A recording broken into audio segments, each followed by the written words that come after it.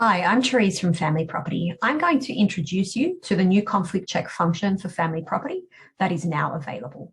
This new function will give you quick access to the information you need to conduct a conflict check prior to accessing the full range of information on the matter. As you can see, this is the matter list that you are used to seeing when you first log into FamilyProperty. In most cases, we'll be undertaking a conflict check prior to sending a client a link to the FamilyProperty questionnaire. However, you may also be using our shareable link functionality. This may be embedded in your website for prospective clients to fill out. Once the clients submit their questionnaire, this will create a matter in your matter list for you. You'll be able to identify that this matter has been created with a shareable link from this column here. When you click on the matter, a pop-up will appear which provides you with information about your client, the other party, any subject children, and any other children residing with the client so that you can conduct a conflict check. Once you have checked conflict, you have three options moving forward.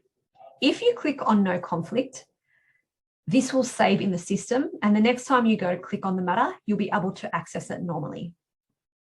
If you identify a conflict, you have two options. You can either delete the matter, which will remove the matter completely from your FamilyProperty account, or you can choose to lock and archive the matter.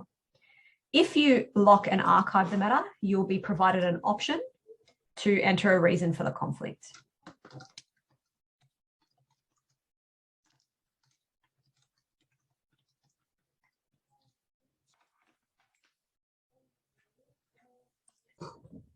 If you archive your matter, you can click Show Archive Matter to see the matter in the list. You'll clearly see that the matter has been identified as a conflict.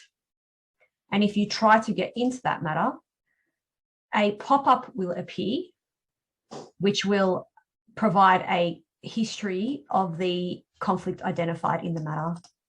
If you click Print, you have the option of choosing a printer to print the document off, or you can save as PDF and place on your digital file.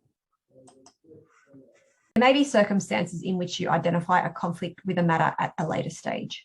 You can go to the right-hand menu to flag that matter as having a conflict. If you click on the Flag Conflict option, you have again the option of choosing to either lock and archive the matter or delete the matter. You will have a pop-up screen where you can enter the reason why there is a conflict and press Submit.